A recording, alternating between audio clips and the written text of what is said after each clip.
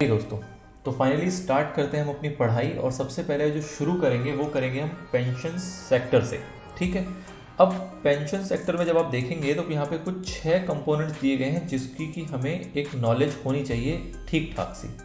अब इस 6 कंपोनेंट के अंदर सबसे पहला जो है वो है status of pension sector in India.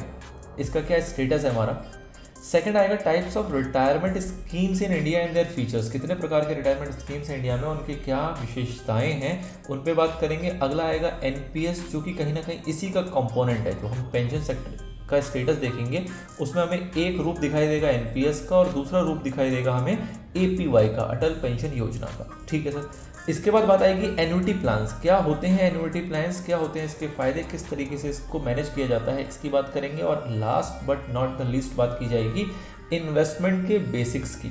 ठीक है, इसको समझेंगे सबसे लास्ट में। तो कई छोटे छोटे वीडियोस की सीरीज शुरू करेंगे जिसके जरिए हम इन सारे टॉपिक्स को खत्म करेंगे। सबसे पहले जो शुरुआत करेंगे वो हम करेंगे status of pension sector in India से।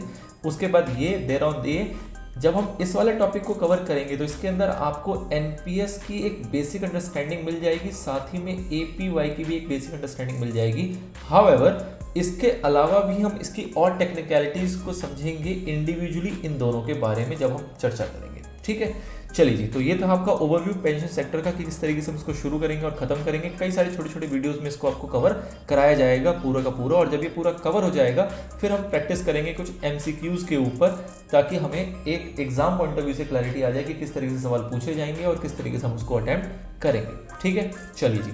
तो शुरू करते हैं। जो हमने इसके लिए कंटेंट उठाया है वो उठाया है पीएफआरडीए की साइट से। आपको पता है कि पीएफआरडीए जो है वो वर्किंग पेपर की कुछ सीरीज निकालती है जहां वो बेसिक आपको नॉलेज प्रोवाइड करती है। And one of the member of PFRDA जिन्होंने इसको ड्राफ्ट किया है और इसको पब्लिश किया है, पीएफआरडीए की वेबसाइट पे भी आपको ये कंटेंट मिल जाएगा। साथ ही में इसका पीडीएफ का लिंक आपको हमारे डिस्क्रिप्शन सेक्शन में भी मिल जाएगा जिसके अंदर हम इसको लेके चलेंगे। ठीक है, तो रिलायबल सोर्स है। इसके अंदर जो कंटेंट है बहुत ही रिलायबल है और बहुत ही अच्छे से मैनर में इसको यहाँ पे प्रेजेंट किया गया है जिसको हम समझेंगे इन पार्ट्स। ठीक है सर, चलिए। तो पीएफआरडीए वर्किंग पेपर सीरीज के अंदर बात की जा रही है perspectives of pension sector in India. तो ये वही है आपका status of pension sector in India. Deepak Mohanty हैं जिन्होंने इसको ड्राफ्ट किया है, इसको पब्लिश किया है। अप्रैल 2022 का ये पब्लिकेशन है, मतलब बिल्कुल ही लेटेस्ट बात की जा रही है। पेंशन सेक्टर है तो पीएफआरडीए से बेटर इसको कौन ही बता पाएगा। तो ये सबसे बढ़िया और रिलायबल सोर्स है as a part of content अगर हम बात करें तो। ठीक है, चलिए जी। तो सबसे पहले इस वीडियो में हम समझेंगे इसके बेसिक्स को, इसके इंट्रोडक्शन को और थोड़ा बहुत इसके डाटास के बारे में बात करेंगे कि क्या है पेंशन सेक्टर, क्या होता है पेंशन। ठीक है, चलिए जी। तो पहले तो इसमें बढ़ने से पहले आपको मैं थोड़ा सा बेसिक्स ओवरव्यू दे दूं कि पेंशन क्या चीज़ है, क्या भला है ये पेंशन। तो आपने अर्लियर डेज में ऐसा सुना होगा कि पेंशन क्या होती थी। अर्ली डेज पे अगर आप जाते हो तो आप देखोगे कि जो गवर्नमेंट एम्प्लॉयज़ होते थे, हम सुना करते थे कि जब वो रिटायर हो जाते हैं तो उनको तब भी सैलरी मिलती रहती है। मतलब कि जब वो काम करते हैं, मतलब जॉब लगती है लेट सपोज 25 की एज में, इससे लेके वो 60 की एज तक तो जब काम करते हैं तब उनको मिलती है क्या, सैलरी। ठीक है सर। और जब वो यहाँ रिटायर हो जाते हैं, मतलब काम करना बंद कर देते हैं, इसके बाद भी जब तक उनकी मृत्यु होती है उस पीरियड में भी इनको पैसा मिलता रहता है और जिसको हम नाम देते थे पेंशन का। ठीक है सर। अब ये जो एक फॉर्म था ये बहुत पुराना हो चुका, आज के टाइम पे ये वाला रोल नहीं रहा। मतलब कि सन 2004 में जो गवर्नमेंट है उन्होंने एक नया स्कीम लॉन्च किया, नया सिस्टम लॉन्च किया पेंशन के ऊपर। उससे पहले तक ये चलता था कि आप जॉब ले लो गवर्नमेंट की और उसके बाद 60 की एज तक आप जॉब करो और उसके बाद जब आप यहाँ से रिटायर हो जाओगे तो आपको कई सारे सुपर एनुएशन बेनिफिट्स मिलेंगे और अलॉन्ग विद दैट आपका जो एक पेंशन है वो भी एक ठीक ठाक अमाउंट का चालू हो जाएगा और हर month as a part of salary आपके अकाउंट में वो आता रहेगा जब तक आपकी डेथ हो जाती है तब तक। ठीक है सर। अब क्या ये वाली चीज़ अभी भी चल रही है? ऐसा नहीं चल रहा। जो लोग इससे पहले जॉब में लग चुके थे उन लोगों पे तो ये पेंशन अभी भी एप्लीकेबल है। मतलब कोई ऐसा व्यक्ति जिन्होंने सन 2000 में जॉब लिया होगा तो वो जब रिटायर होंगे सपोज कीजिए 2030 के अंदर, तो क्या उनको पेंशन पुराने वाले सिस्टम से मिलेगा? हाँ मिलेगा। बट जो लोग भी इसके बाद गवर्नमेंट जॉब में जा रहे हैं उनको नए वाले सिस्टम के अकॉर्डिंग पेंशन मिलेगा। जो स्कीम में बातें बताई गई हैं उस अकॉर्डिंग उनको पेंशन मिला करेगी। ठीक है।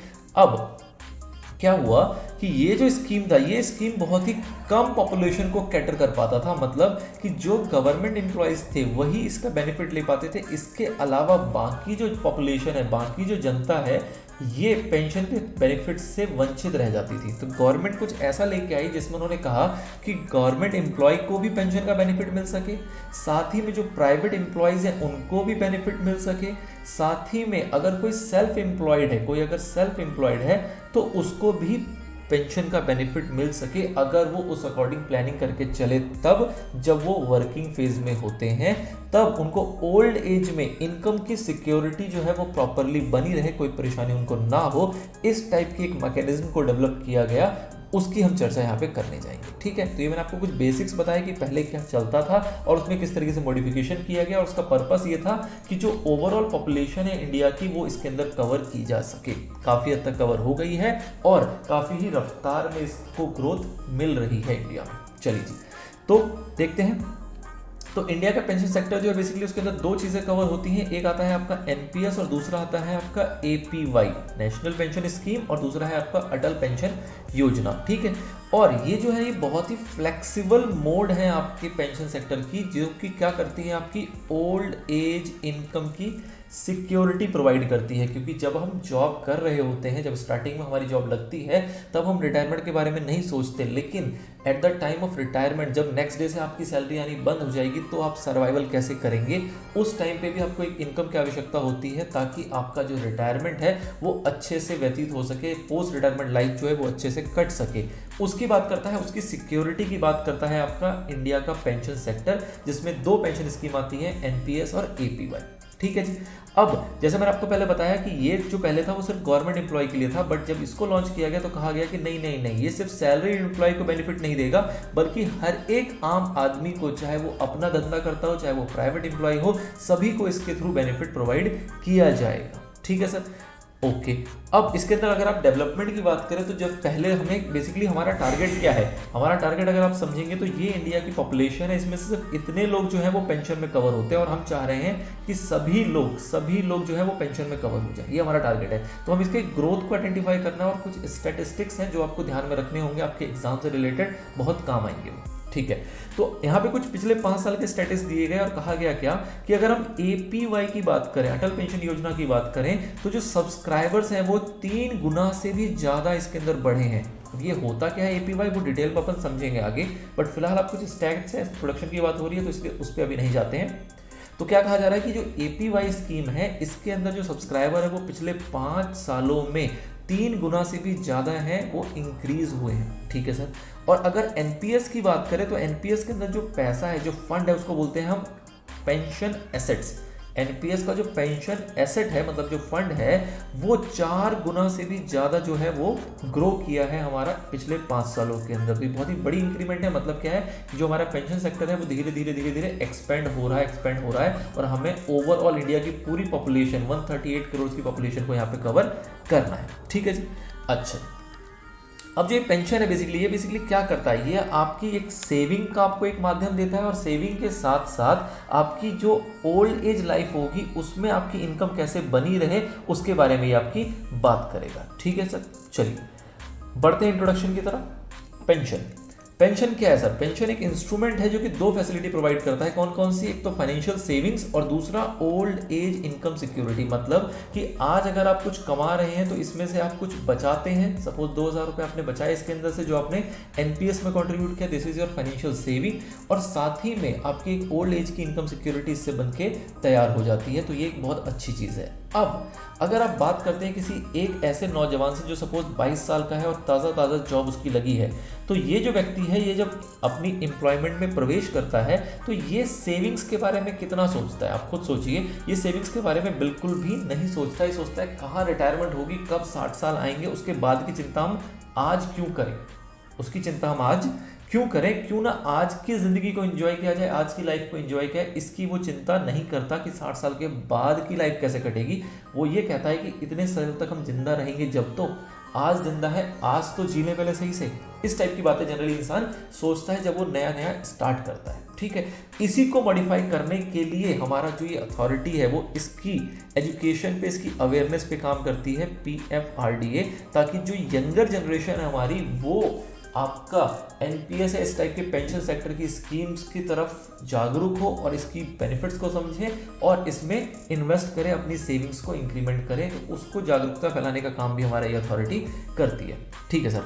अब अगर बात करें कि अगर एनपीएस से पहले के, तो मैंने आपको बताया कि जनरली क्या दिखता था आपको कि गवर्नमेंट एम्प्लॉय के लिए तो भैया पेंशन पक्का हो गया, उसके अलावा उनको क्या मिलता था, सुपर एनुएशन बेनिफिट्स। बट इसके अलावा और क्या क्या चीज़ें हैं जो इंडिया में चला करती थी, तो इंडिया में क्या क्या चीज़ें चला करती थी अगर हम इसको देखें तो इंडिया में क्या क्या चीज़ें चला करती थी। तो जनरली जो आपके सेक्टर्स थे, गवर्नमेंट एम्प्लॉय को अगर छोड़ दें तो उसके अलावा हमारे जो फॉर्मल सेक्टर बच जाते हैं, फॉर्मल सेक्टर मतलब जो जॉब बेस्ड आपकी एम्प्लॉयमेंट होती है, उसके अंदर क्या क्या चीज़ें चला करती थी। तो एक आपका नाम था जो आप सुनते होंगे, ईपीएफओ। ईपीएफओ बेसिकली आपका पीएफ काट लिया जाता था, उसके अंदर एम्प्लॉयर भी कुछ पीएफ कंट्रीब्यूट करता था, वो आपका जमा कर दिया जाता था और at the time of retirement आपको मोटा पैसा मिल जाया करता था, ठीक है। ये एक तरीका था आपकी रिटायरमेंट को प्लान करने का, आपकी सेविंग्स करने का और आपकी ओल्ड एज इनकम को सिक्योर करने का, ताकि आपकी वहाँ उसके बाद की लाइफ अच्छी रह सके, ठीक है।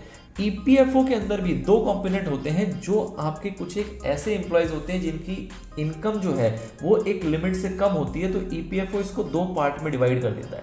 ईपीएफओ इसको दो पार्ट में डिवाइड कर देता है। एक वो पैसा डालता है पीएफ के अंदर, जिसको हम ईपीएफ कहते हैं, और दूसरा वो पैसा डालता है ईपीएस के अंदर, एम्प्लॉयज पेंशन स्कीम, ठीक है। मतलब कि जनरली आपको पता है कि 12% का कॉन्ट्रीब्यूशन होता है यहाँ पे, इस 12% के कॉन्ट्रीब्यूशन को ये ईपीएफ और ईपीएस के अंदर खुद तोड़ दिया जाता है ईपीएफओ के द्वारा, ठीक है। अब उसका एक अलग परसेंटेज है, उसकी चर्चा हम यहाँ पे नहीं करेंगे, अदरवाइज ये बहुत लेंथी हो जाएगा।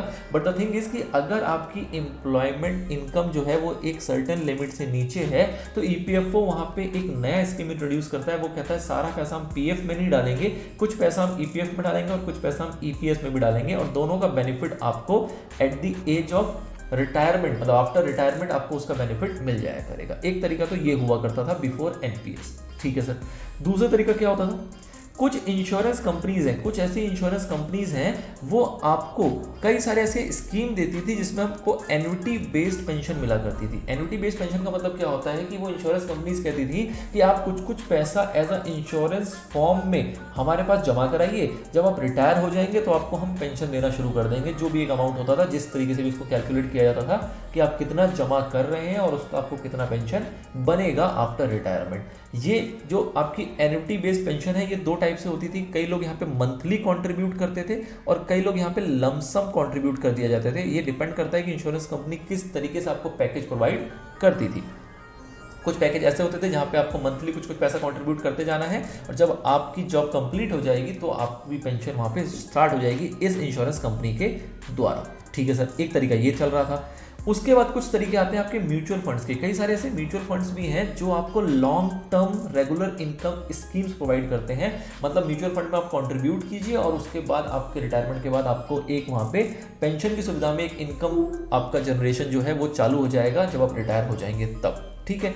ये सारी मेथड को आप अपना लो, ईपीएफओ, इंश्योरेंस और म्यूचुअल फंड, इन सभी को भी जब हमने देखा एक लंबे मतलब एक ब्रॉड एंगल से, तो हमें पता लगा क्या कि बहुत ही कम जनता जो है, मतलब बहुत ही छोटी पॉपुलेशन जो है वो इसका फायदा ले पा रही है। बहुत ही कम पॉपुलेशन जो है इसका फायदा ले पा रही है। बहुत सारे कारण होते हैं, जो लोग एम्प्लॉयमेंट में होते हैं वो इसमें कवर हो जाते हैं, लेकिन इन दोनों के अंदर कवर बहुत ही रेयर लोग हो पाते हैं, बहुत ही रेयर लोग, बिकॉज ऑफ अवेयरनेस। सबको इसका पता नहीं है, कई लोग इसमें रिस्क देखते हैं, कई लोग और एंगल से इसको सोचने की कोशिश करते हैं, तो इस वजह से बहुत ही कम जनता जो है वो इसका बेनिफिट ले पा रही थी, ठीक है। और इसके बाद बात करें कि ये तो चलो फिर भी आपका वो सेक्टर हो गया ईपीएफओ वाला, जो कि आपका फॉर्मल सेक्टर है, जहां पे employer as a statutory deduction करता था। मतलब कंपलसरी कहता था कि भैया आपके सैलरी से हम 12% तो काटेंगे और 12% वो खुद कंट्रीब्यूट करके ये पैसा जो है वो ईपीएफओ में जमा कर दिया करता था। तो जब ये स्टैट्यूटरी हो जाता है, जब ये हमारा पाबंदी के तौर पे लग जाता है, तो आपका कंट्रीब्यूशन फिर भी आसान हो जाता है, आपकी सेविंग फिर भी होने लगती है और आपकी जो रिटायरमेंट लाइफ है वो फिर भी सिक्योर हो जाती है। बट जहां बात करें हम अनऑर्गेनाइज सेक्टर की, जहां पे ऐसा आपको खुद से करना है, मतलब कि आप सेल्फ एम्प्लॉयड हैं, आपको अगर कुछ पैसा जमा करना है तो आप खुद से जमा करते हो। सपोज कीजिए आप 50,000 रुपये कमाते हैं, अर्न करते हैं, तो आपको उसमें से खुद दिमाग लगाना है कि चलो इसमें से 5,000, 10,000, 2,000 जितना भी है वो आप एक ऐसी जगह इन्वेस्ट करें जिससे कि आपको आफ्टर रिटायरमेंट पेंशन की सुविधा मिल पाएगी। तो ये आपको खुद की जब प्लानिंग के ऊपर छोड़ दिया जाता है तो इसका बेनिफिट लोग नहीं ले पाते, आलस की वजह से, करंट जिंदगी जीने की वजह से, या ऐसा कह लो कि कई लोगों की इनकम इतनी कम होती है, सपोज किसी की 10,000 रुपये इनकम है, वो कहता है यार इससे खाना गुजारा हमारा मुश्किल से चल रहा है, रिटायरमेंट के बाद की चिंता अभी क्यों करें, अभी जिंदा रहेंगे जब भी तो रिटायरमेंट की बात आएगी, तो पहले अभी तो जिंदा ले लें, अभी तो खा पी लें, बच्चों की पढ़ाई कर लें। इस टाइप की चीज़ों में वो उलझे रह जाते हैं और वो इन बारे में नहीं सोच पाते कि रिटायरमेंट के बाद क्या होगा, पेंशन क्या होती है, इस टाइप की चीज़ें। ठीक है, तो बेसिकली क्या है कि दो रीज़न थे हमारे जो इसके वजह से ये जो एरियाज़ हैं वो ज़्यादा कवर नहीं हो पा रहे थे, ज़्यादा लोग पेंशन के बारे में नहीं सोच पा रहे थे। एक कि हमारा जो सेक्टर है वो अनऑर्गेनाइज सेक्टर बहुत बड़ा है। अनऑर्गेनाइज का मतलब कि जहाँ पे एम्प्लॉयमेंट नहीं है, लोग खुद से काम कर रहे हैं, डेली वेजेस पे काम कर रहे हैं, जहाँ पे कंपल्सरली उनसे डिडक्शन नहीं करवाया जा रहा, नंबर 1। एंड नंबर 2, लोगों की इनकम ही इतनी नहीं है, इनकम ही इतनी कम है कि वो अपने रोजमर्रा की लाइफ में ही जी रहे हैं, वो इतनी आगे की नहीं सोच पाते। ठीक है, चलिए, तो ये रीजन था, ये आपका एक ओवरव्यू था कि भैया पेंशन सेक्टर में क्या चल रहा था, कौन लोग इसमें कवर थे, जो लोग कवर नहीं थे वो कहाँ कहाँ कवर हो सकते थे, और क्या कारण है कि वो लोग कवर नहीं हो पा रहे थे और पेंशन सेक्टर हमारा अधूरा रह गया था। ठीक है सर, अब थोड़ा सा समझते हैं इंडिया के बारे में। जो हमारी इंडिया, उसकी पॉपुलेशन कितनी है? तो इंडिया की पॉपुलेशन आपकी 138 करोड़, इंडिया की जो एस्टिमेटेड पॉपुलेशन है वो है 138 करोड़। अब अगर 2019-20 की बात करें, 2019-20 का अगर डाटा लें तो जो हमारा लेबर फोर्स है वो है अराउंड 56.3 करोड़ का। अब ये जो डाटाबेस ले रहे हैं, हम ले रहे हैं इकोनॉमिक सर्वे से, तो कोई इसमें ऐसी वैसी कोई बात नहीं, इकोनॉमिक सर्वे से डाटा उठाया गया है ये। और 138 करोड़ की हमारी जो पॉपुलेशन है, इसके अंदर से 56.3 करोड़ जो है वो लेबर फोर्स है। मतलब कि जो लोग एम्प्लॉयमेंट में लगे हुए हैं, चाहे डेली वेजेस में हो, चाहे गवर्नमेंट एम्प्लॉयज में हो, चाहे वो प्राइवेट सेक्टर में हो, जिस तरीके से भी हो, बट वो एज अ लेबर फोर्स में काउंट होते हैं। उसमें से 53.5 करोड़ जो है वो एम्प्लॉयमेंट में है। इसके अंदर से अगर एम्प्लॉयमेंट की बात करें, नौकरी की बात करें, तो 53.5 करोड़ जनता जो है वो किस में लगी हुई है, वो लगी हुई है एम्प्लॉयमेंट के अंदर। अब एम्प्लॉयमेंट के अंदर भी आपकी कैटेगरी आ जाती है दो, कौन कौन सी?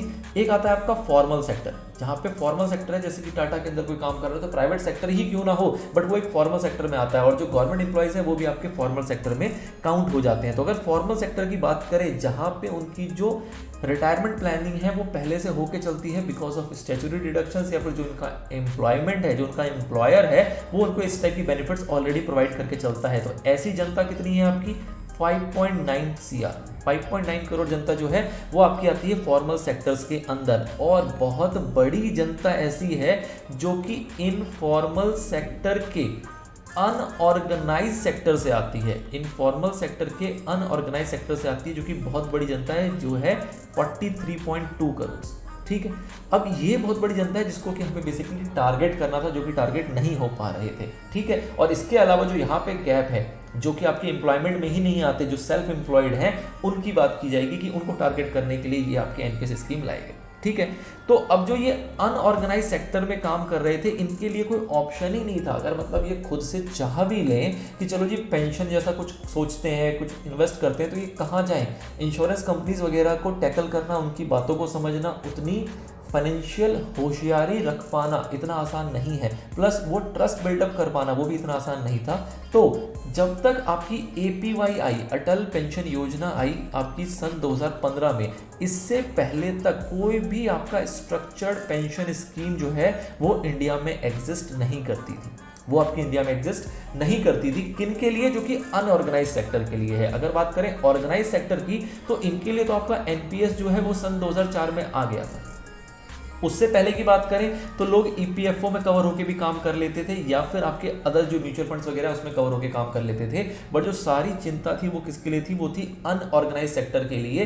वो अगर कहीं पे पेंशन प्लान लेने की सोचें, कहीं इन्वेस्ट करने का सोचें, अपनी रिटायरमेंट लाइफ को सिक्योर करने का सोचें, तो वो क्या करें? उस टाइप की कोई योजना हमारी इंडिया में नहीं थी, जो कि लॉन्च की गई 2015 में अटल पेंशन योजना के जरिए। साथ ही में NPS को भी इस तरीके से वाइडर किया गया ताकि वो सारे लोग जो कि एम्प्लॉयमेंट में नहीं है, जो सेल्फ एम्प्लॉयड हैं, जो स्टूडेंट्स हैं, वो सारे लोग भी इसके बारे में सोच सकें और इसका फायदा उठाते हुए अपने रिटायरमेंट लाइफ को सिक्योर कर सकें। तो इस टाइप की अवेयरनेस और इस टाइप की चर्चाएं इसके अंदर की गई। ये है आपकी इंडिया की सिचुएशन। जो आपका टॉपिक है वो है status of pension sector in India. तो आपको ये एक ओवरव्यू मिल गया कि आपका जो पेंशन सेक्टर है वो इंडिया में किस तरीके से पहले था और क्या अभी चल रहा है। इसके अंदर और भी आगे चर्चाएं होंगी, उसको ब्रेक लेते हैं और वो चर्चा करेंगे हम नेक्स्ट पार्ट में। Till then wish you all the best, और ऐसे ही कनेक्टेड रहें और सारी वीडियोस की सीरीज को प्रॉपरली कंप्लीट करें ताकि आपकी जो पूरी प्रिपरेशन है वो एक शॉट में यहाँ पे कवर हो जाए।